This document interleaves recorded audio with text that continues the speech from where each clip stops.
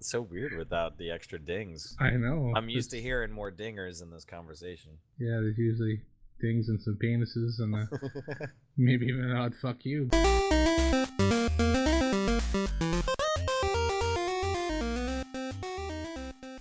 Hey, everybody, and welcome back to 4-Player Co-op. I'm Gladys, and with me, as always, are Cryptic Panther Hey, everybody. and nobody else. So, just the two of us for this episode. We're on an off week for the normal podcast, and in an effort to continuously provide news and updates, we've decided to occasionally do an extra podcast here and there. So, our normal routine is every 2 weeks. We try to get the podcast out, so occasionally there will be periods where we do an extra podcast in between. So this will be one of the weekly updates here, and actually our first one. So it's just Panther and me here. And this episode we'll be talking about a few rumors, some updates for Battlefield 1 and Battlefront 2. They're almost too similar now, title and in lack of content. You keep saying Battlefield and Battlefront. You don't know what you're talking about anymore. Because they're both pretty and shallow. I mean, it's easy to confuse them. And we'll also be talking about how BioWare is reportedly scaling down after the backlash from Mass Effect Andromeda. Up first, we're going to go ahead and hit a leak for Assassin's Creed. So, Panther, take it away. Right. So there was a screenshot. There's a Reddit post. We'll just start with that about Assassin's Creed Origins been leaked. So there's a couple screenshots. I mean, one of them stated it was from about 2 months ago. I mean, I'm going to link the Reddit post actually in the description, so you can take a look at the screenshots yourselves. It was leaked from 2 months ago, but there's really not much in that screenshot to even, basically say for sure it's an Assassin's Creed game. It does look a little Assassin's Creed. You can tell it's an early development photo. And the second one that's released, actually, you can, it does look more Assassin's Creed. People are looking at it, and I mean, we look at the picture. We'll talk about it here. It shows the protagonist on a boat. And right off the bat, I guess a bunch of people in the comments were going on thinking that it was going to be like another boat style game, like you've done in the way in 4 and in Rogue, where you were on a boat quite a bit. It just looks like it's a transport boat. Like one of the Assassin's Creeds, I think it might have been 3. One of them you could jump on a boat and kind of fast travel with it, or you could actually, I don't know, watch the boat driving, or sailing, I should say. I don't like how boat driving. You're sailing a fucking boat. They got no motor on it. So what it is with the Origins, I do believe it from the information that's been leaked. The game is smaller segments that take place in different times. The setting isn't the same. The setting is the same through. Wait now, how did you word that? Yeah. Okay, so game has smaller segments that take place in different times, but the setting is the same. The same though. Right. Yes. So it's like how the other Assassin's Creed have been, but I think when you go back in as the assassin, you're going to be playing through different periods of time to build more story. I think what it is. You think that's in a way how they kind of fleshed out the Assassin's Creed 2 story between a few different games in different time periods? Right, and I think what maybe they're doing is trying to quicken the end game to the series, maybe. Because there's also going to be the modern day, because every time you play the Assassin's Creed game, and I'll be honest, I skipped the last 2, unfortunately.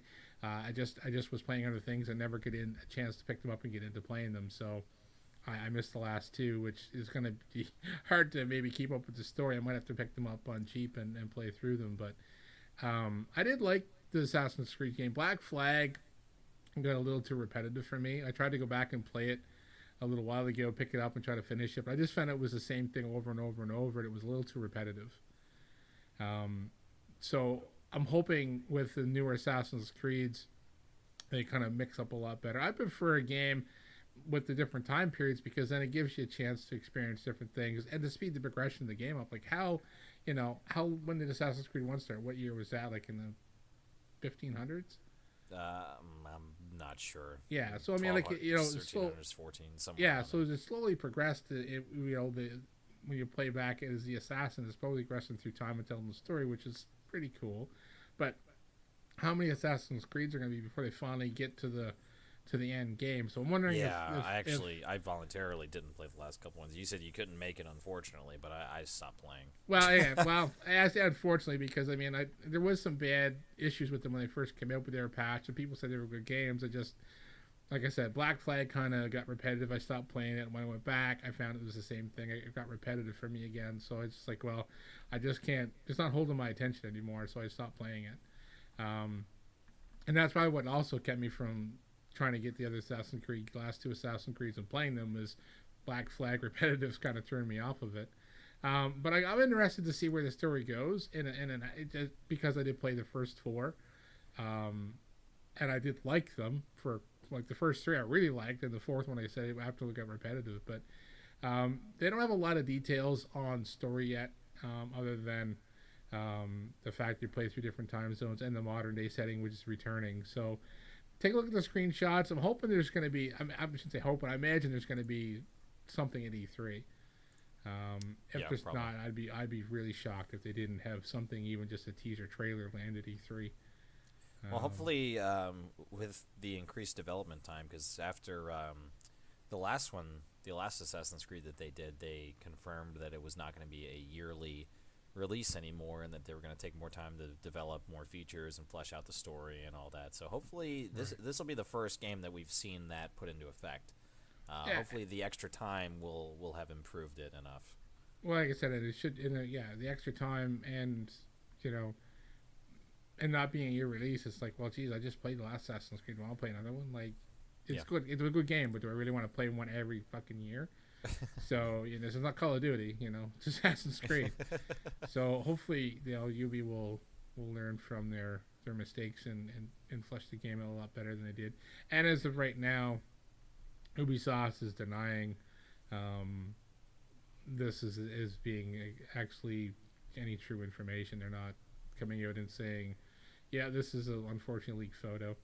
But I still say, in today's world, really, what is an actual leak anymore? Yeah, most of it is officially unofficial. Yeah. They're like, oh, well, there hasn't been any talk about Assassin's Creed online for about 3 or 4 months now. Let's take this picture with this fucking potato phone we got here in the office, and we'll send it out to every news organization until someone decides that it's legitimate enough to post. Yeah. Like, I don't know. I mean, I'm not saying it's been leaked on purpose, but I mean, this looks like a screenshot off, like the picture looks like a screenshot off a monitor. And the game, I mean, someone in the office would leak a photo from their, like, that's risky. Yeah, it is, but I mean, we've seen that happen before, so I don't know, worth your job to leak a photo. Yeah, I don't know. They wouldn't confirm it anyways, even if it is entirely accurate. They wouldn't say, "Oh yeah, you got us." Yeah, we've been officially unofficially leaking stuff like every year. Yeah. But still, like I said, there's some legitimate behind it because of the image that has been released so far. So, rumor, leak, fake leak. I don't know what you want to call it. We'll see. Could be confirmed. We'll see. Yeah, E3 is in June, so got a long time to wait for that. So I imagine even if this is incorrect, that we'll get some type of Assassin's Creed announcement or tease or something.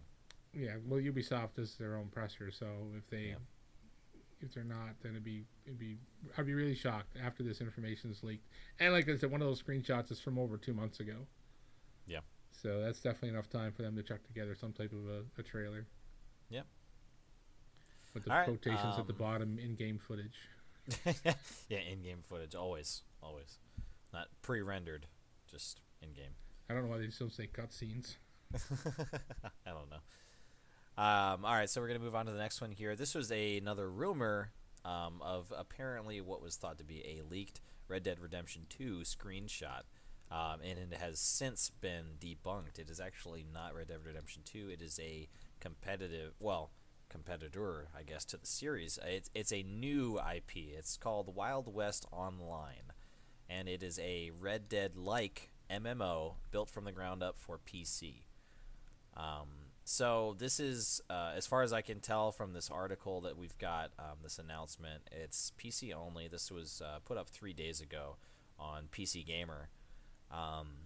So it's going to be some type of open world PvP MMO, very, very similar in look and probably in play style to Red Dead Redemption Online multiplayer. It says it won't be the typical type of routine like questing and grinding levels, but a seamless open world where several hundred players will coexist together or die trying. From this article, that sounds pretty ambitious. Definitely. The screenshots look pretty, so it's definitely got some good work and development into it. Now, the charm of Red Dead and the old feel of the Wild West that so many people fell in love with is going to be extremely hard to replicate. And even if they do, they might get cried foul because it might just feel like a carbon copy of Red Dead Redemption. Honestly, when Red Dead Redemption came out, and even since, it's been hailed, and rightly so, I think, as a masterpiece from Rockstar. It really is. It's truly one of the defining games of our generation. And I don't know. I mean, to do a completely new series that does the exact same thing, they really better bring it because they're competing with Rockstar. Well, that's the thing too, and we don't have a release date on this, do we? I'm reading No. through the article. I don't see, and I know it was a Kickstarter originally. Yes. Creators of Wellness only expect to launch a $200,000 Kickstarter at the end of the month to stretch goals. So they're still looking for backing. I take it from that comment. Yes, as far as I can tell, the Kickstarter hasn't started yet. I don't think so, but they've talked about when the Kickstarter does officially start. They've got different goals to try to meet, and at a certain amount of dollars, certain things will happen. One kind of questionable goal, a stretch goal they call it, is that if they raise $400,000 on their Kickstarter, they will include women as playable characters. Kind of, yeah, they're questionable. That's in my head. As soon as I read that, I was like, really? A little bit of a head scratcher on that one. Cost $400,000 for digital tits, I guess. Well, I mean, I don't know. It's just kind of strange. MMOs as a group of games are usually extremely customizable, and there's a ton of things you can do. And I don't know. I mean, in this day and age, especially now more than ever, women are more and more and more accepted as being, equal to men, and the whole equality thing is as mainstream as it's ever been. For most people, not even a thought anymore. Right, I kind of get it. Kind of gets beat to death at a time, the whole equality thing, and I mean, if I know, like in Battlefield 1, they don't have women soldiers because they it's not a simulator, but it's somewhat realistic that there was no women soldiers. Yeah. In a majority of World War One, there was some stories of some women that portrayed themselves as men and fought in the war. There's lots of those stories, and I got no problem with women in games, but I mean, if it's going to be a game based on some type of historical information, then if there's no women, I don't have a problem. The same thing if there was no men doing that certain thing, and it was all women, I wouldn't have a problem with it. Yeah. But in most games, I mean, it's not just some guys like playing with female characters. I don't know. I mean, make a difference to me what sex your character is. Some people makes a difference too. But to add a stretch goal to say, if we have $400,000, we'll put women in this, it's kind of odd.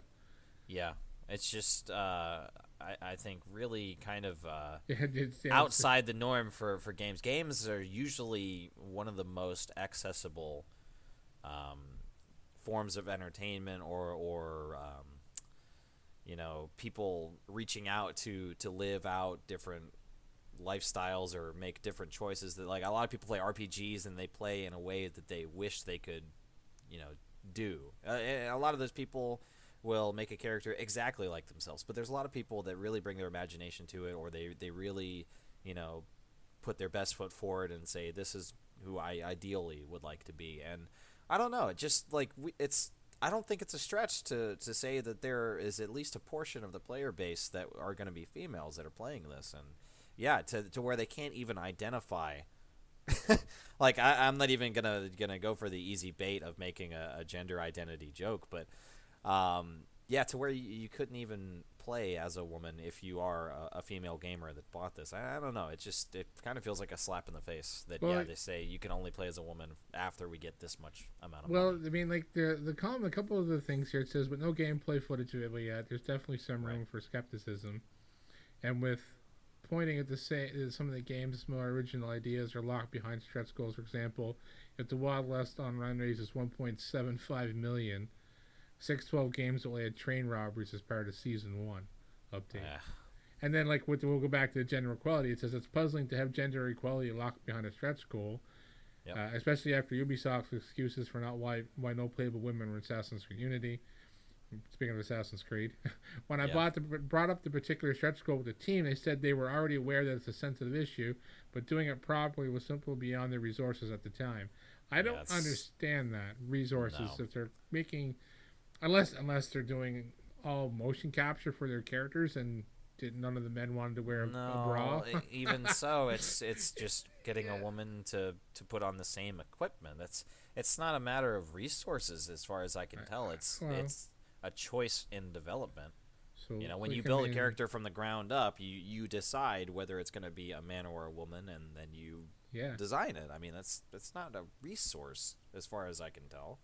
Unless they're talking resource for the storytelling aspect of the MMO, like why is woman gunslinger? Like I don't know how they're.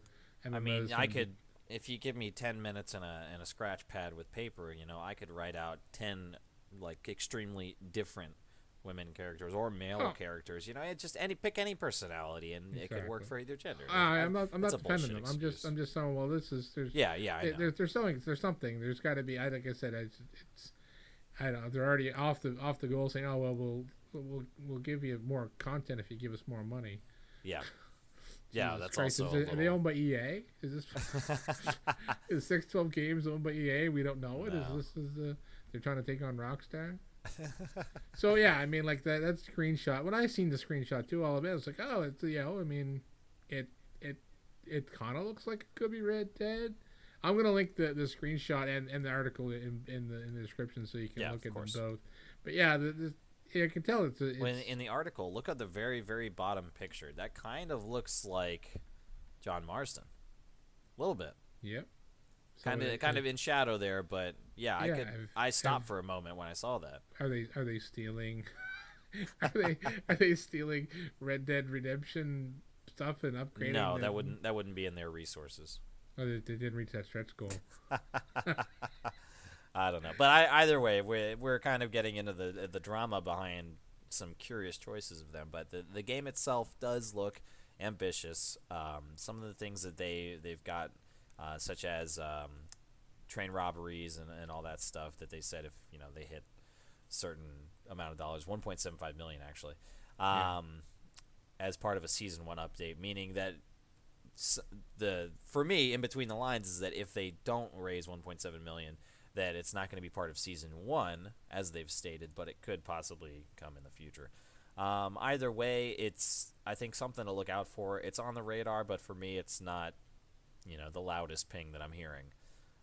It sounds interesting, it looks interesting, but the idea of it being an MMO kind of turns me off depending on how they do it.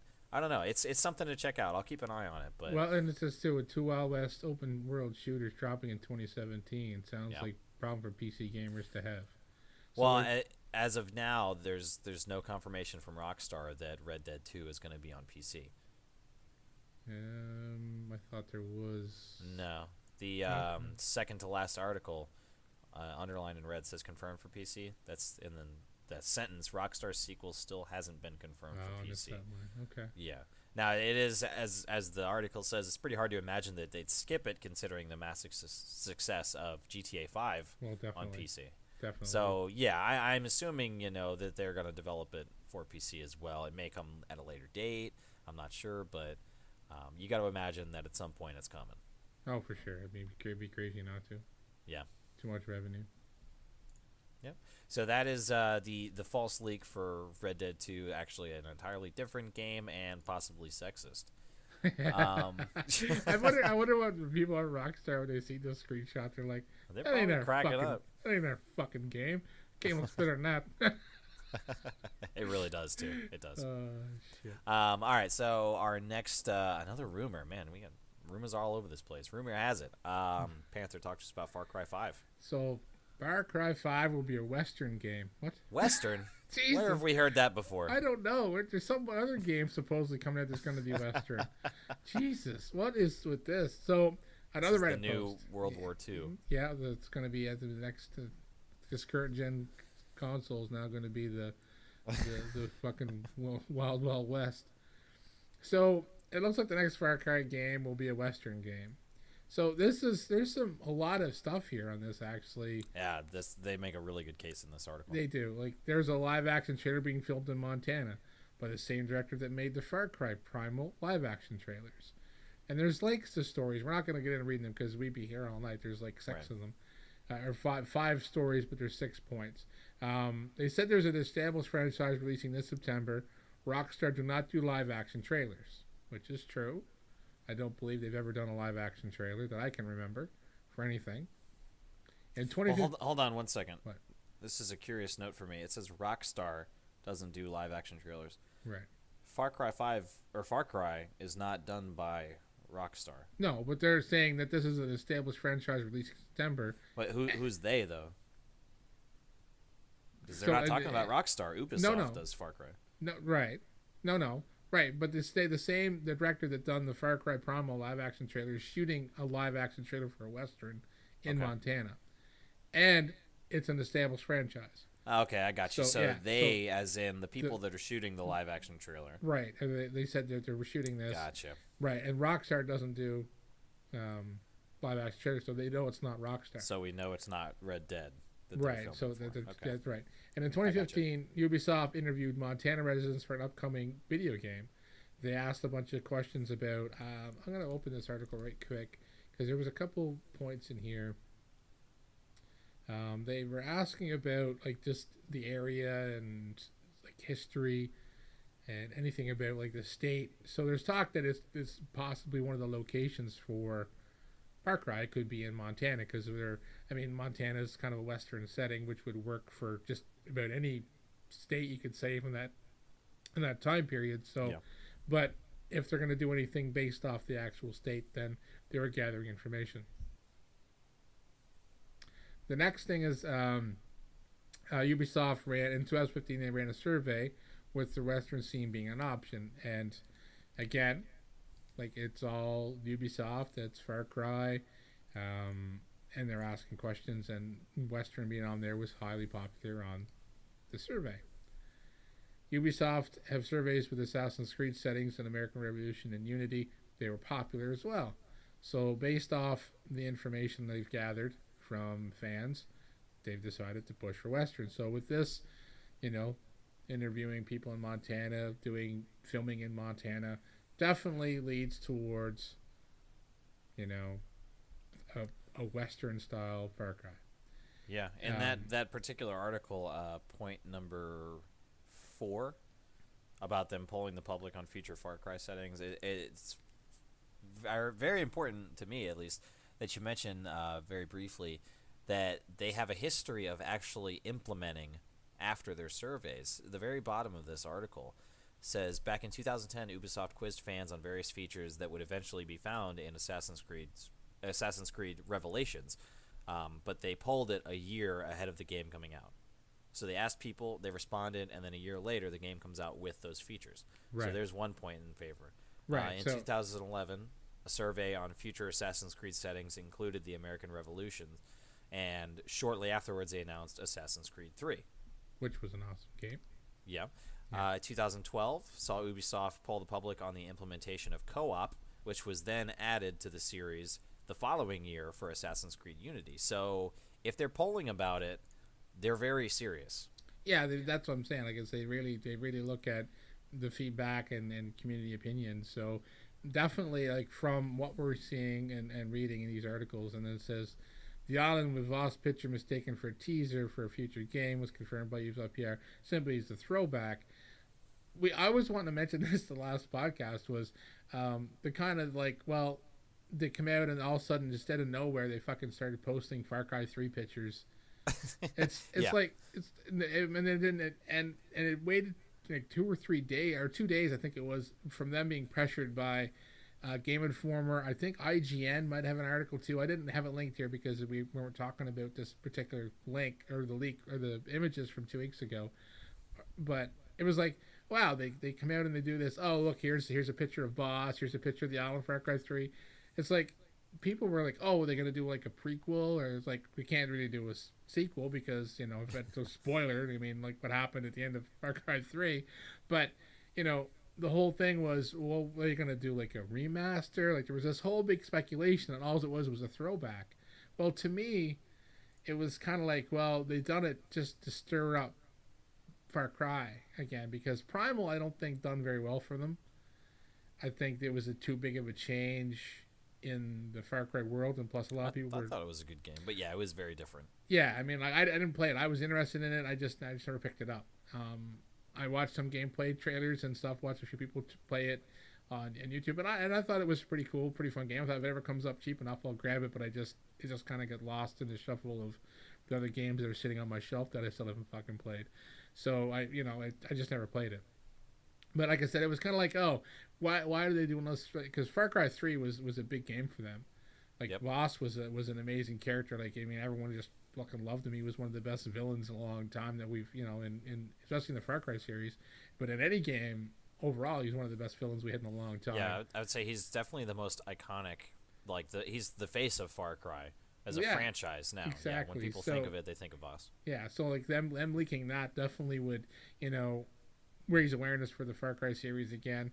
Maybe this being a numbered version will kind of make Far Cry Primal will kind of be, oh well, it's the ugly stepchild. Offshoot, yeah. Yeah, like it's not like that wasn't really us. This isn't really the Far Cry game that everyone. This is they're gonna go back to the roots with a full on Far Cry, the style that we're used to with guns and craziness. So, yeah, I'm psyched to see what it is. I love the Far Cry games. Yeah. 3 I've played. 4, like I had fun playing those games. Like I said, I didn't play Primal, but I had fun playing them. I thought they were great fun. Like it's, even with the multiplayer they included, so you go out and play with your buddy and just blow shit up, like run around the open world and blow trucks and shit up all the time. It was fun. So I'm definitely looking to see what they're gonna do with the Western settings. So it looks like, I mean, I'm not going to say it's going to be competition for Rockstar because, I mean, fuck, it's Rockstar of all people. But if this releases in September and Red Dead doesn't release until October. Yeah, So, they might just have enough time to get a pretty good. yeah, I mean, depending on what this game has potential to be. I mean, I don't think Rockstar would be too worried about it. I mean, it's Red Dead. No. I mean, it's an iconic fucking game. There's people will be buying it because it's Rockstar and because it's Red Dead. But yeah, they're not going to lose sales over it. I don't think Rockstar would be too worried about it. But it also could help Rockstar in a way because people who play Far Cry, people will play Far Cry because they like Far Cry. Like myself, I'd definitely be interested in this game. Mm-hmm. I'm already interested in Red Dead. I mean, I haven't pre-ordered the fucking thing yet, but I could see this being, oh well, I played Far Cry 5 and it was Western. Oh, Red Dead Redemption 2 is a Western. I had a great blast in Far Cry 5. Let me play this one too. So I don't think it's gonna hurt. Competition is great, and I mean Ubisoft is usually a pretty smart developer. Yeah, the implementation of the games are usually shit, but they usually have good ideas. I mean, they've made some mistakes, but they've learned from their mistakes. And I mean, they do patch and improve things if things release a rocky. Like they do, they do take care of their games. They don't just say, "Oh, here's a piece of shit. We got your money. We're gonna forget you ever existed." Yeah. They made mistakes and they bowed up to them and they fixed them. So I'm not really worried about that because I have some faith in Ubisoft to take care of mistakes they've made because they've done it in the past. So yeah, I'm interested. I mean, we don't have any real other information other than a lot of rumor and hearsay and people shooting trailers and polling users and questioning people in Montana. Take that for what you will. Yeah. So we'll see. We could have a very, very Western holiday. We very could be. Could be a lot of cowboy hats under the Christmas tree. All right. So next subject, we're going to move on to the Steam Summer Sale. The dates usually around the same time period, but they have been released and confirmed. The 2017 Steam Summer Sale runs from June 22nd to July 5th. So you got a long time to get in on the sale. There's going to be a whole lot of flash sales, I'm sure. Steam sales is always a good time to pick up stuff. They usually have really, really good deals on all the sales that they do, but the summer sale is a really, really big one. So for any of you PC gamers out there, I know I'm probably going to pick up a few games, but this is definitely going to be a good time if you have a PC capable of playing some stuff to go ahead and throw down a couple bucks and get some new stuff. Well, yeah, I mean, it's right after E3 as well. Yep. Because so it definitely the game hype train runs hard around E3 and after E3 for quite a while. So it's smart for them to do a sale right after E3.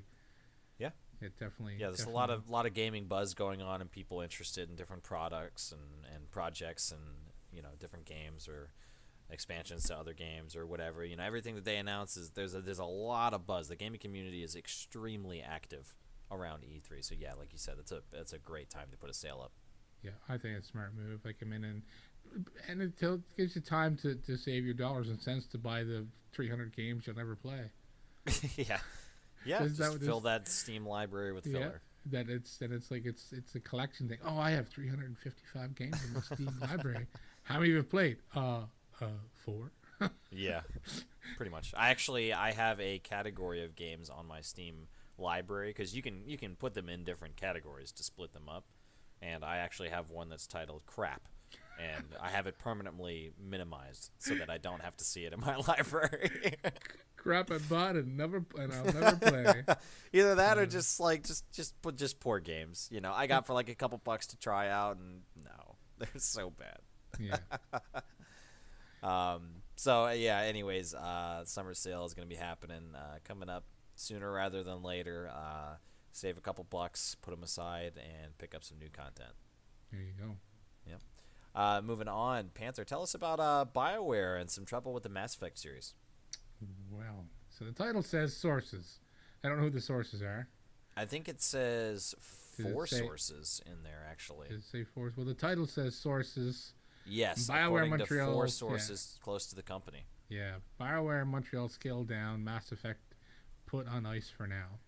In the wake of BioWare's polarizing Mass Effect Andromeda, fans have wondered where the lauded sci-fi series will go next. The answer, according to people familiar with the studio, is nowhere, at least for the time being. Jesus, that's harsh. Yeah, that's. Wait, hey, what's the next of this game? Tracks. He's fucking going nowhere. The fucking brakes are locked hard on this fucking train. Yep. There ain't no hype. The Andromeda. I mean, I never played the Mass Effect series. I know it's been mentioned before, and a lot of people are like, I did. I'm a huge fan. I can't believe you didn't play Mass Effect. It's like one of those games everyone's supposedly played. I guess I missed it when it came out, and I tried to get into it, and I don't know. It just wasn't my thing at the time. I know the storytelling has been really well done, and I know the gameplay people have always said was tight and good. But when Andromeda came out, man, I thought it was a joke. When I saw the early release stuff, like the EA Play or the what's that in Origins, the people that get the game like 10 hours early or 10 hours early. When I I thought it was a fucking joke. Like, I thought someone found like some fucking crap game files from some indie developer that was trying to make this third-person shooter, and I'm like, or someone manipulated the video somehow, and I'm like, what is this train wreck gonna have? I couldn't believe it was Mass Effect. I thought it was a joke. I'm like, this is bad. Yeah. And we talked about it on a few podcasts ago, just how bad the fucking thing was. So, I mean, that's pretty bad that the game comes out as a massive flop. And I know they did put out a massive patch and basically rewrote a lot of the code and fixed a lot of the game. But, I mean, pretty bad that when the game comes out that's been anticipated for years, that it basically fucking train wrecks the series and the studio that developed it. Like, that's some poor fucking management. Yes. So it doesn't say that. It doesn't mean there will never be another Mass Effect, it says. And of course, it's unlikely that BioWare will kill the popular sci-fi franchise.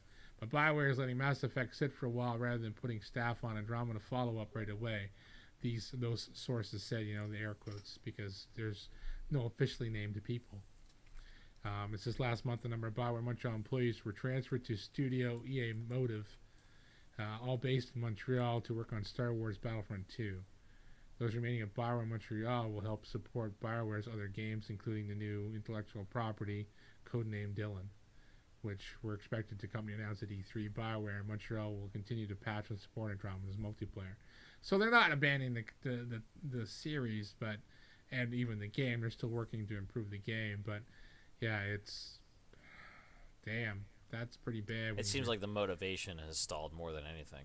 Well, I mean, to release the title the way it released, someone should have been fucking fired. But I mean, when you, like I said, Ubisoft has been known. We're not just Ubisoft, but I know Ubisoft's been known to release a broken game and fix it. And I mean, yes, they've done that with Andromeda, but I think the biggest fact was how well those other games, when they released, how good they were.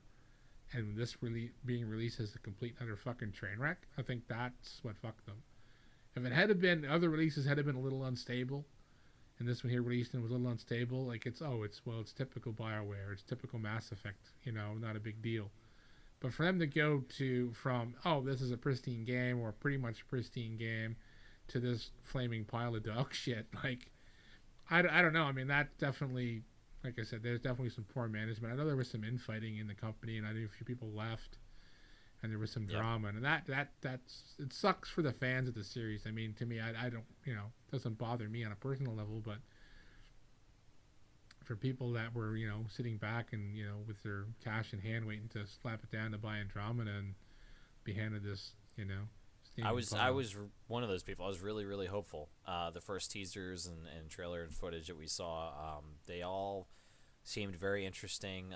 It looked good, and yeah, everything seemed good. And then all of a sudden, like you said, the EA Play, the early access or whatever it was, started coming out, and it was like some people's reaction was, this is alpha or beta footage, and it'll get fixed. No, it was it was the full game. Yeah. Just released a little early for some people, and it's actually that bad, and that really turned me off enough to where I actually didn't buy it.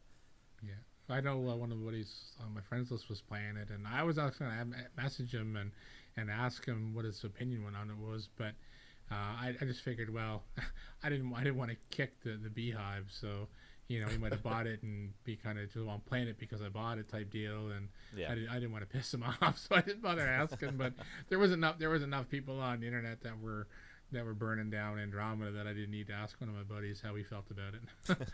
Yeah, it's true. So like I said, I mean, for them to take people from BioWare and move them into another EA company to work on not even their own title, at least people didn't lose their jobs. I mean, that's the saving thing, is like, okay, some of those people were taken and moved from BioWare into EA Motive to work on some stuff for Star Wars Battlefront, which is a dice game. Yep. So at least those people didn't lose their jobs. Hope those aren't the people that done the dialogue or the visual effects. We could be in trouble. Yeah, Battlefront's going to be in for a rocky release then. It's going to be a train wreck on fire. Yeah. It's going to be. All right, so speaking of Battlefront, moving on to one of our last couple topics here. We saved the meat of the podcast for the last part. I can't even say it like just in a straight. I'll try. Okay, so EA says Battlefront 2 will have 3 times more content at launch than the previous game. Well, that's not hard.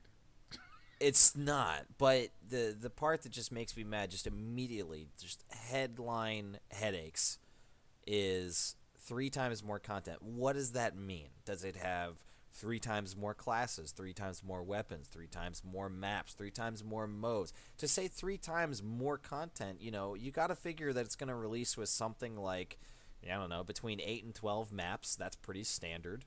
Certainly not 3 times more. It's probably going to release with a dozen, maybe up to 2 dozen different weapons, which, again, is pretty standard. That's definitely not 3 times more. It had actually a decent amount of customization for different characters and different variations of them. Now, I'm not going to say that it was an extremely in-depth customization pool, but they had a lot of different options and variants. And most of them didn't do too much. It was add a beard or make this guy bald or wear this helmet, but there was Yeah. still a decent amount. At least at face value. So to say that they have 3 times more That's content, don't they're interrupt not. you, but that's funny. You said you could put a beard on them or change the hair, and that was Yeah. at face value. Yeah. No. Well, no pun intended. I stumbled right over that without meaning to. You fucking dad joked yourself. That was funny. I know, but it just went over my head too. I recently cut my hair, so it goes right over now. I have nothing to catch it. Yeah, you're in trouble. No, so I mean, I don't know. Just to throw a number out like 3 times more, to me, is a meaningless boast. And if it's not backed by the first game had 8 maps, and this will have 24, which is your basic arithmetic saying this is 3 times more, unless they come out and give me those numbers, then I'm not believing it. It seems just like an empty boast to inspire confidence in them, and to say, oh, this is going to be better. Well, I mean, definitely they need to. Which, brag yes, up they content need to, because but that's what hurt Battlefront. I mean, it was an Yes. awesome game, sounded good, looked good, played good. Yeah. But there was nothing to play. And then, Yep. like I said, we mentioned before, and in other articles, and a lot of the people have mentioned it before. Once they finally released everything, there's a shitload of content, shitload of everything. There's lots of stuff to do.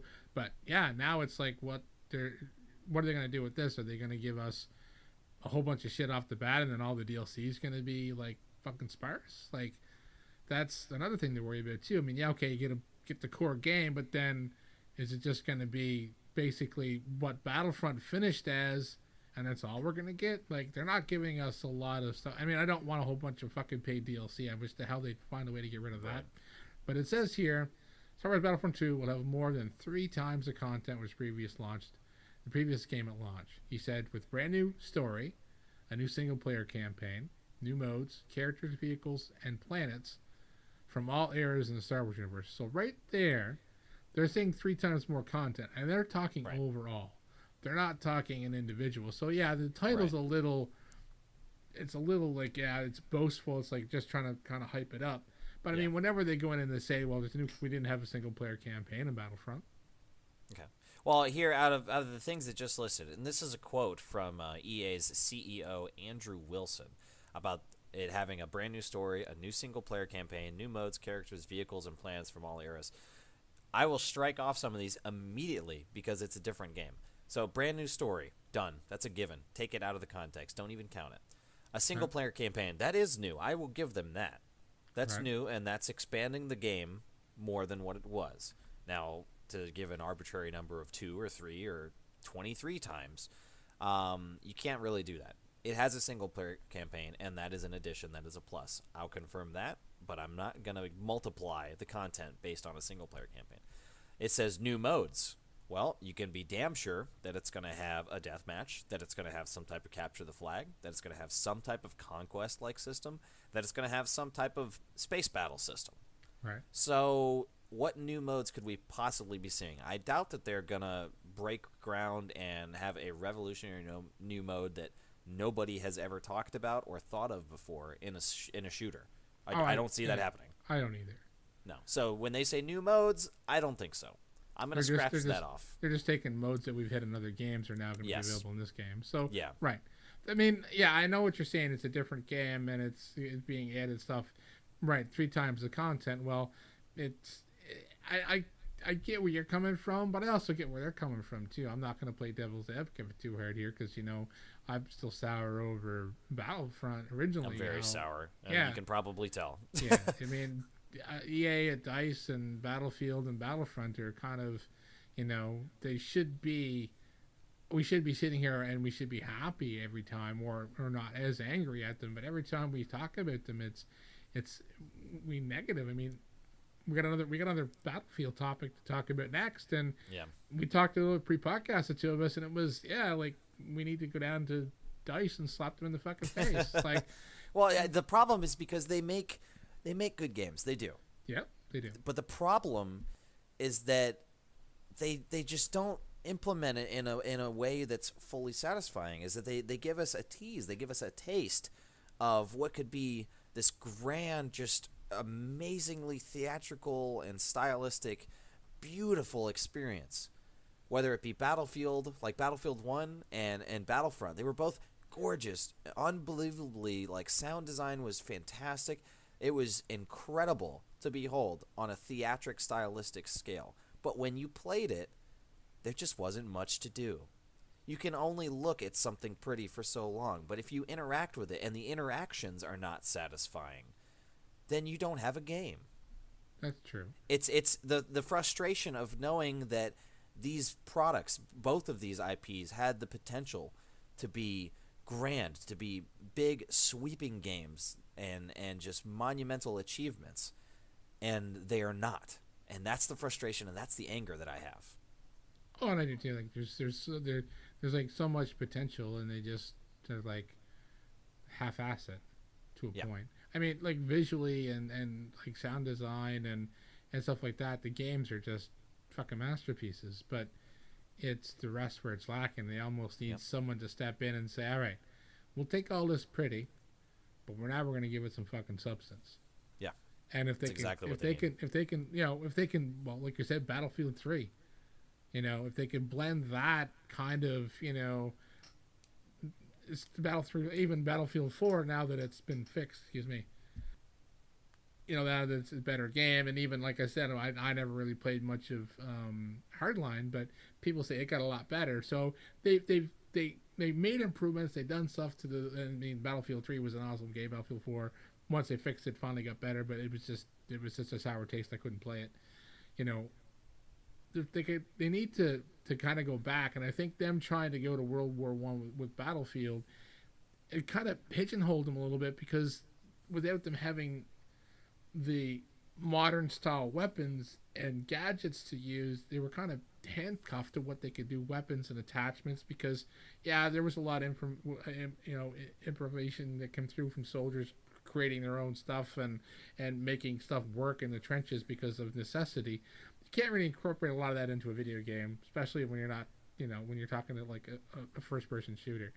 But for them to take, all the pretty and not give us substance is where they fail, and they need to find someone to kick them in the ass to finally get this done right. And I mean, there's a quote here from EA's CEO.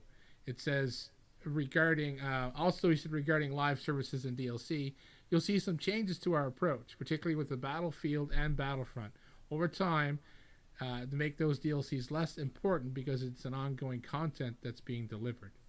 So are they going to start giving us the big meat of the game at the launch? Are we going to get a lot more stuff for our first initial $60-$80, depending on what country you live in? And then the DLC is going to be smaller increments of content where it's not as expensive? Like, what does that mean? I don't know. Like, that's the same thing with the upcoming. I mean, we can almost, I don't know, start talking about the Battlefield 1. It's because they say EA's Battlefield experience coming. Battlefield 1 gets lots of content, not just for DLC owners. So they're throwing out all this talk and about change, but they're not giving us any information. Yeah, but you know what? Talk is cheap, motherfucker. Yeah, that it is. I mean, you can have interviews and just kind of blurt out some keywords, and someone will make an article, and then someone like us will podcast about it. To get back to a little bit of the specifics, Battlefront launched with 13 total maps across 4 planets, 11 weapons, which is, God, that's piss poor to see that low number. 10 vehicles and 6 heroes. So this article, which we'll of course link in the description, even says how they came up with the 3 times number is uncertain, so it's not quite clear how many maps, weapons, vehicles, etc. But it's, again, 13 total maps. It's definitely not going to have 39 maps, I can tell you that. 33 weapons, that could possibly be somewhere up there, sure. Yep. 10 vehicles in the first one. I doubt we're going to see 30 vehicles. No. I doubt we're going to see 18 heroes. So, yeah, I mean, them putting a specific number on there that I think is clearly unrealistic and also somewhat undefinable. I don't know. Just kind of smacks the divisive response to the original Battlefront game. You know, it's a confidence that I don't feel like they've earned. No, not throwing it just to 3 times more content at launch than previous game. Like, well, that wouldn't be hard to do if you Yeah, talk about one specific thing. yeah, I mean, 3 times. Well, okay, if you say weapons, they could do that, but then that'll fall into the pigeonhole we stuck with. Is it just going to be the variants of the same fucking yep, weapon? Like that's the pigeonhole they put themselves in. And I mean, in the Star Wars universe, how many actual fucking guns were there in the universe? I mean, if I mean, I might irritate somebody, but like if you talk about all the lore from all the different Star Wars, there's probably not 42 fucking different weapons like guns. You know, at least not that we've seen in the not mainstream. not Probably in the novels. Yeah. right. Like there's probably there, so they're gonna pull from that to give us the 3 times because that's what it is. So them boasting an amount is kind of wrong. They should have been. They wanted to put a number to hype it up, but I think they should have been a little more conservative with how they're talking about it. Yeah. I don't know how to word it. It's just it sounds good. It's what I want to hear, and it's what is needed, but I don't trust them. Yeah, I think that's just what it comes down to. yeah. It says here we sold 14 million units of Battlefield 1 in the year it was shipped and built into our guidance for Battlefront 2 is essentially the same number. So they're hoping to at least sell the same amount. Well, I guarantee you there's going to be a lot of skeptical people because a lot of people got burnt buying Battlefront 1, and unfortunately I was one of them. And they're talking about some other games like fiscal year in 2019. They're getting some other stuff and Visceral's upcoming Star Wars action adventure game. So they're milking this Star Wars series. Respawn's even doing a fucking Star Wars game. Yep. Like holy crap! Like this is they really got their claws dug into Star Wars is bigger than ever, and generally for me that's a fantastic thing. Right, I'm a fan as well. I mean, I'm a big Star Wars fan, but I'm just wondering if, I mean, it's all EA, and I know it's different companies, DICE, Visceral, Respawn. They're all under the EA banner. It's not all the same company. The games aren't going to be the same. I'm just wondering if they're going to try to spread themselves thin on this content, shoving out 4 titles within 5 years. Maybe. I don't know. We'll see. Maybe between all those we'll have enough content to be satisfied. Look, oh yeah, buy 5 games to make up. That's EA. That's EA. Yeah, that'll work. Yeah, maybe that's their math. 3 times more content at launch. They I don't know. They're talking over the over 3 5 fiscal years. Over the 3 fiscal years they just mentioned. Yeah, that's it. 17, 18, and 19. Yeah, that makes sense. Maybe we're being unfair, but I don't feel like it. I don't know. Like we keep saying, E3's around the corner. Well, I imagine we'll get force fed quite a bit. Yeah. I will be 3 times as likely to not buy this on release. How about that? I will wait. It's gonna take a hell of a EA sale, like how I bought Battlefield 1. It was an EA pre-order sale. So if Amazon does another one of those, I'll buy it at a discounted price. I want some and just confirmed. Not open the damn game until after I hear it said he could, and if it's no good, I'll send it back. I just want some confirmed, solid information from these guys. I don't want boasting. I don't want expected sales figures. I want them to say, we heard your complaints. We realized that we messed up, and this is how we're going to fix it. We're going to put this in the game, and this in the game, and this in the game. I want some final release details. And now I'm aware that right now that's asking for too much. The game is still months away. Yeah, exactly. It's November. I don't want to see confident boasting like this. Again, I don't feel like they've earned it. I feel like they did wrong by the community with Battlefront. They really, really did, especially because Battlefront is not a new IP. It's a very, very beloved franchise that we haven't seen in a long time that they brought back and really, really they did shame to. Yeah. Well, content-wise, yeah. Yeah. Because like I said, it did. You played it. It did sound like you were actually in the Star Wars universe. Yeah, they done an amazing job there. But yeah, the content was the fuck that we got. Yep. All right, let's move on to our last one. We're gonna talk some Battlefield 1. I guess we're gonna stay angry. Yeah. Panther. Talk us through. We're gonna end this on a sour note. Yeah, like I mentioned earlier in the rant about Battlefront, is that EA's Battlefield experience is coming. Battlefield 1 gets lots of new content, not just for DLC owners. So right off the bat, as someone who bought Premium, So this is fair. I already give you like the fucking money for the game, and then I give you the money for the DLC, but you're gonna give a lot of content for free. Why did I have to pay for it? Yeah, I was gonna say the problem now is that we are now 7 months out from release. They got premium owners very early on, same way they did with Battlefield 3 and Battlefield 4. Even some people, the people that fell for the joke that was hardline, there was a pass for that as well. That's kind of just the way of the market now, is that there's a pass for almost everything. And Panther and myself both bought into premium. And now, as this game's life cycle is continuing, it feels like that's becoming much, much less of a wise investment. Yeah, it's like I said. I got the game discounted for the regular price. And Canada games are 80 fucking bucks. I got it for 50. It was 53 and change Canadian on the E3 pre-order sale. So I mean, like I said, I did save myself money there when I bought the original game for Battlefield 1. So I mean, like I didn't pay the full 80 and then another 50 or whatever it was for premium. I'm gonna get back in the game. I gotta get back in the game. I gotta get some play out of it. It's too much money sitting idle on my desk. But yeah, I'm kind of like, well, I kind of get there what they've done with the premium friends, where we mentioned before, where if you have premium and you start a party, your friends can join if they don't have premium play. They can't access the weapons. They don't get XP or anything like that, which we mentioned XP doesn't mean a lot once you're level 10 pretty much. Yep. Because it doesn't unlock weapons. So it's their progression system's a piece of trash. Meaningless. Yeah. So I mean, okay, you don't get the XP, which who cares if you're already level 50 or whatever. You can't use the weapons. You can't spawn the tanks. But if I spawn a tank and I can get it, you can drive it. If I spawn with the weapon, if I die, you can pick up my weapon. So you can use them. But the progression unlocks. You can't work towards unlocking the weapons either. I don't think. I'd have to go back and read it. But anyways, you can play premium without paying for it. You don't get all the benefits of the premium, but you can at least play the maps, which hopefully would encourage someone to say, yeah, these maps are fun. I'm going to spend the money.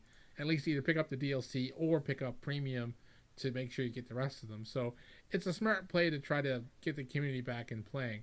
But now they're saying they're going to come out with a bunch of more content that's going to be free. So it's like, okay. I'm torn on this, and I'm sure you and I are probably in the same boat. To where this is a good thing for the community, a bad thing for the people that they already roped into premium. Right. So is their exact quote here. Let me find it. This is from the CFO, Blake Jorgensen. He says, I will say you'll also see a lot of content delivered to the broad community for Battlefield, not just for the DLC owners going forward, which I think will continue to make those numbers a little less meaningful. Talking about DLC owners. Yeah. So our premium pass is not going to be meaningful anymore, or less meaningful. We're going to get less value from having bought premium. This is a bad thing for those people. I don't know if it's say really less value. It's kind of hard to say less value. You're still going to get those other maps, those guns, those things early, and without having to to buy individual maps or where the packs or whatever you want to call it. You're still getting the discount on the content that's coming. You're still guaranteed the content that's coming. Plus, you're still going to get the stuff that's free for everybody else. But yeah, it's kind of like, well, why didn't you just cut the fucking price of premium down like in fucking half or more, so more people would be inclined to buy it, and then give us a whole bunch of more free stuff, because now you'd look like a fucking king. Yep. Now you just look like a fucking turd to some of the premium purchasers to me. It's like, oh, we realized that everyone's pissed off about premium. Well, let's make the friends be able to play premium without paying for it. And let's start giving them more free content because people are pissed off at us. It's kind of like they've realized their mistakes and they're trying to fix them. Yep. But it's almost too late. I don't know. As a premium member, I have a sour taste about this because it's like if we all bought tickets to go to an amusement park, but you and I bought like the special passes to where we could go on certain rides that not everybody else could. You know what I mean? We paid more money for a bigger, broader experience with more things. Right. And then they're like, oh, by the way, if you have any friends with you, they can come too. And I'd be like, well, fuck me, why did I... why am I the bearer? Why do I got to bear the financial the financial burden of having the premium instead of you or one of my other friends having it where I can play the maps without... Because some people don't care about the guns. Maybe they got the Automatico and that's all they ever fucking use, or they got the Hellraiser and that's all they ever use, or whatever. So they don't care about these new guns to the point where they'd be willing to spend the money. Oh, now I can just play the maps for free. So, like I said, this season pass business model's got to go. Like, if they're gonna do this, they need to cut the price way the fuck down to encourage more people to buy it, which will keep the community together. Or they're gonna have to find a way. And I hate microtransactions, but long as they don't make it pay to win, people will spend money on shit. People buy battle packs for fuck's sakes for skins. Like, it's an addiction to some people. So there's money to be made in microtransactions. So not only do they get the game, then they get the premium, then they get the microtransactions, and also you can buy the unlock, the class unlocks. So they have, other than just the game, they have 3 other ways of making revenue. Yep. So what the hell? Why don't they just go to a microtransaction model where you can buy different colored helmets? I mean, I know in Battlefield 1, you're not World War One setting, you're not going to have fucking purple helmets. But why not change to a more microtransaction thing, battle packs, or something like more push towards the microtransactions, and leave the people who don't want to pay for that, let them reap the rewards of other people spending money. You know, microtransactions, I mean, a lot of people hate them, but I mean, there's people. Well, if it'll keep a game going and keep content coming for the rest of us, then yeah, sure. As long as it's not pay to win, I don't have a problem with microtransactions. So it's all just customizations. If it's purely cosmetic, yeah. Like if it's cosmetics, I got no problem with it. I don't give a shit who the guy I'm shooting at. You know, if he's wearing a piece of cheese on his head, I don't care. Yeah, if the guy kills me and he's got a certain skin on his gun, it's like, oh well, he's got that skin, so that's why he killed me. I don't give a shit. No. Like that does bother me. Other people like to have that customization, and I don't fault you. Go all the power to you if you want to do that.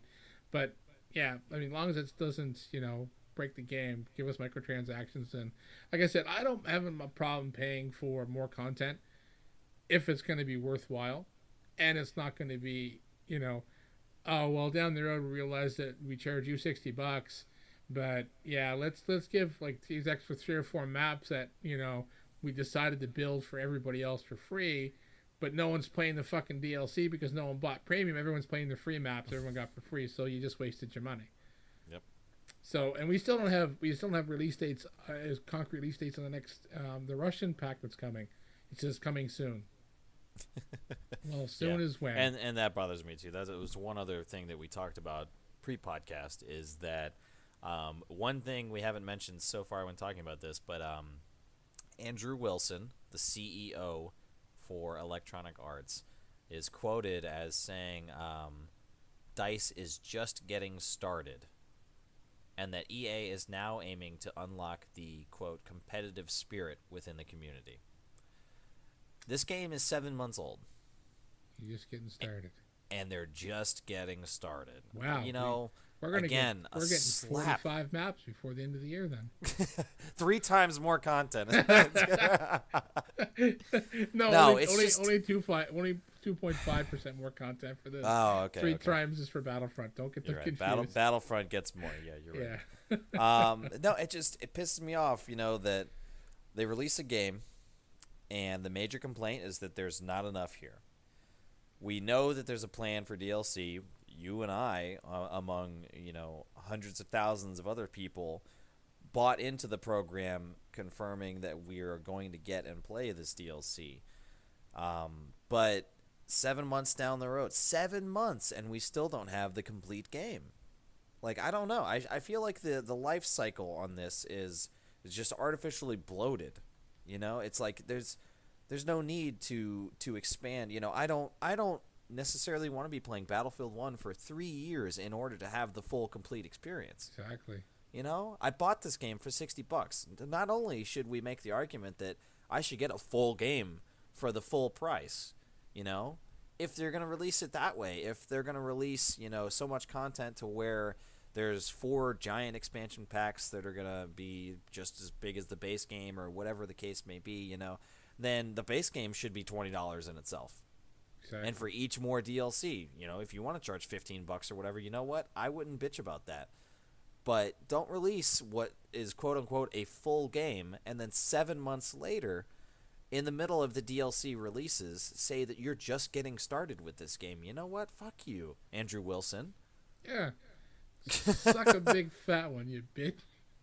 It's just, God, the fucking EA and quotes, DICE and whoever these people are. They're throwing out these terms and these fluff words and the hype, oh, we're just getting started. Yeah, we're got all this content. You're going to love a competitive spirit. No, like, we should be talking finishing up. This should have been the talk of fucking launch day, man. This is the launch of the game. We're just getting started. We're going to blow your fucking socks off come December, December 15th. We got more maps. Or coming January 13th, we're going to shove more fucking maps down your throat and need more tanks. And blow us away within 1 to 2 months. Don't wait fucking 7 months to say, guess what? At 7 months, there should be no, to me at least, as a player, as a gamer, 7 months after I buy a game, I want all of it to have been released already. There's no reason to wait. It's going to be well over a year before we get all this content. Well, yeah, that's the thing too. Is there's so many games out now. There's so many games released all the time, and people have limited time. I mean, I work, you get kids. You have a kid. Not everyone has time to sit down in front of their console and play 12 hours a day, 5-6 days a week. We're not all YouTubers. We all don't get paid to play video games.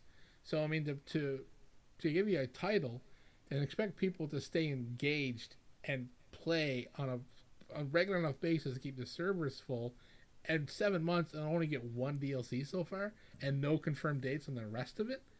Like, that's risky. Like, they're looking like, I mean, it's like, wow, like, well, that's why they're just getting started, because they've been on fucking vacation apparently for the last 5 months.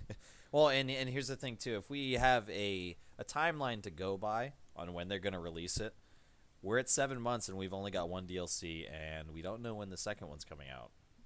So if we just, even at face value, say every 7 months we're going to get DLC, you're looking at over 2 years. Yeah. Well, they don't have a Battlefield game coming out this year, right?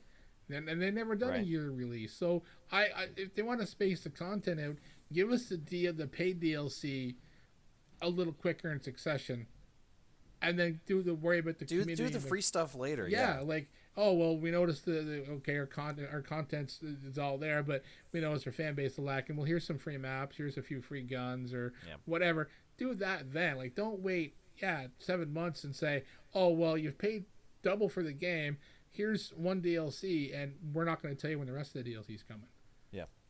Just flip a coin and look at the calendar. We paid, you and I and many other people, we paid for 2 games when we bought this. We paid for this and then the price of another game to get the premium pass to get all the DLC, because we knew, we were excited, and we knew that this was going to be a great game and that the DLC was going to be worth it based on the past releases. Yep. Battlefield 3 had great DLC. Battlefield 4 had some awesome DLC. Not as great as Battlefield 3, but I mean, that's neither here nor there. You can't always go up. Right. Battlefield 4 was still a great game. So you and I were banking on, we love Battlefield as a franchise. They have historically done very well with us with DLC and the premium. As much as we don't like to bite the bullet and pay that much money, it's been worth it in the end. And I'm seriously regretting it, buying it for this one. Yep. Like, I know I want to play each DLC, but God, this business model, like you said, it's just got to go, man. Yeah. We paid for 2 games, and 7 months later, we still don't have one complete game. Exactly. So it's just unreal. Yeah, they need to fix this business model. And like I said, another game. We're not going to extend this much longer. We're getting close to wrapping it up. I bought the DLC, and now I have to go and I have to work on these assignments to even get the guns that I already fucking paid for.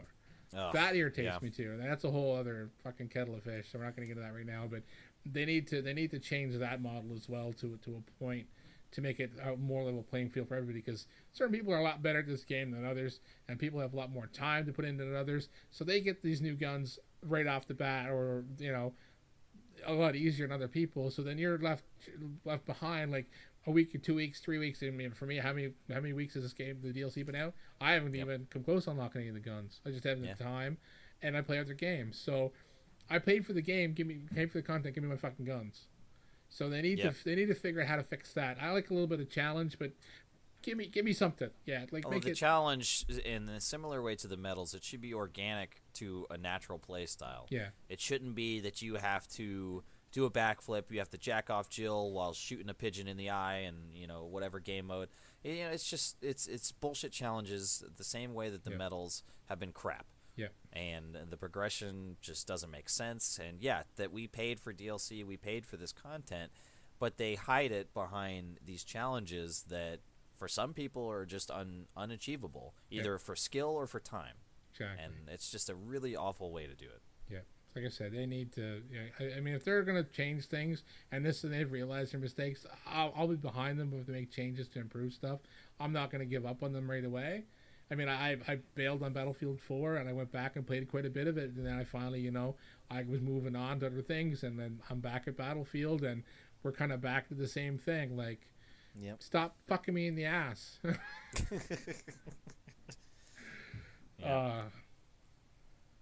So, I guess we will end on a sour note. Yeah, a little bit of a sour note to our 2-player co-op here.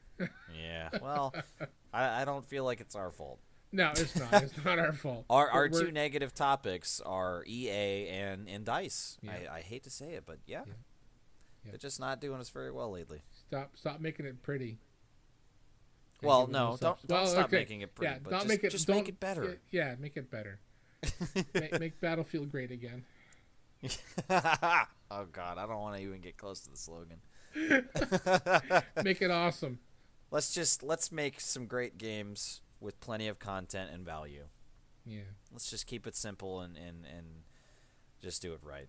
That's it. That's all I want. Yeah. Give me value for the money. I don't want to pay $120 for Battlefield 1 and Premium, and 7 months later still not have anywhere close to a complete game. Exactly. That's, to me, not acceptable. I don't want Battlefront 2 to come out and for them to have said 3 times more content, but they have the exact same number of maps. They have a couple more guns, a couple more weapons, and it's gonna be 3. It's gonna be stuff. 3 times overall, and they're like I said, they're the addition of the single player content and the campaign is where they're getting their inflated numbers. Probably. Yeah. Yeah. And all this will be linked in. All this will be linked in the description if you go on to read these lovely articles. And and you should. I think every article that we've talked about, I think, has been interesting, and there's plenty of information. Oh yeah, like read up and like it leaves comments. Like comment on what you read, what you see. If you see something we missed, definitely check in the comments or tweet us. Tweet us at 4-Player Co-op Live. Let us know. And in the description, I link all our Twitters as well. If you want to tweet individually to either one of us, they're all linked in there. I know. Doing work, he stated to us that he doesn't do a lot on Twitter, so you can ignore him. He doesn't play with his Twitter as much as us other boys do. With his Twitter, and I mean, like I said, I'm trying to juggle a couple Twitter accounts and do the podcast work because it's taking a little time. We're getting there. I'm gonna try to do a lot more tweeting out of some little tidbits of information for for upcoming podcasts and stuff. So if you feel free to PM me on that one or even my personal one. Drop a comment in YouTube video is probably the easiest way to get one of us to respond right now until we get the flow of the Twitter thing going. I don't know. For me, I got Twitter notifications down. I think. Yeah. Well, I'm ready to go. Yeah. Well, yeah. Hit us up any way you like. Mail us a fucking letter if you want my address. PM me. If you want to write me a fucking letter, you can mail me one. Send a war pigeon. Yeah. Send a war pigeon. Someone will shoot it down. Yeah, probably doing work. Probably. All right, guys. Well, it's been a good podcast. This is a 2-player co-op, I guess. Again, this is not going to be every single week necessarily. Just when some of us, not necessarily even just Panther and myself, but when some of us have the extra time, if we've got enough news to do a podcast in between our normal 2-week cycle, then we'll get that out for you and talk about some new stuff. And as we just said and kind of joked about, let us know on Twitter, on YouTube, SoundCloud, wherever you guys find us or listen to us. Talk to us, and we'll talk back. I feel like we would all be happier if we got some community interaction. I think that's only going to make it more fun for us. Oh yeah, so, fun for everybody. If you guys have even just nothing to add, just hey, you suck. It'll be fun to talk about that. for a little bit for us. So. Let us know what you guys think, any comments, anything we missed. And, of course, as always, thank you guys so much for listening. And we'll see you next time on our regular episode of the 4-Player Co-op podcast. So thank you guys again, and take care. See ya. Yeah, later.